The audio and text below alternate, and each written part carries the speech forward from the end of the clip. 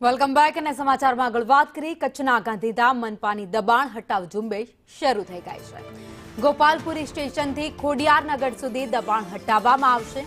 અંદાજે 160 ગેરકાયદે કાચા પાકા દબાણો છે જેને દૂર કરાયા।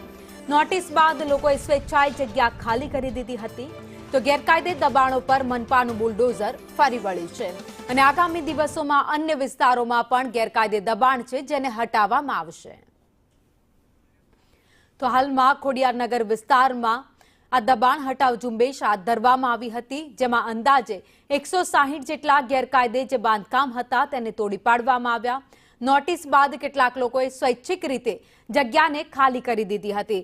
જો કે આગામી દિવસોમાં પણ અલગ અલગ જગ્યાઓ પર આ ઝુંબેશ છે તેને હાથ ધરવામાં આવશે અને જ્યાં પણ દબાણ કરવામાં આવ્યું છે સરકારી જગ્યા છે કોર્પોરેશનની જગ્યા છે તેને ખાલી કરવામાં આવશે।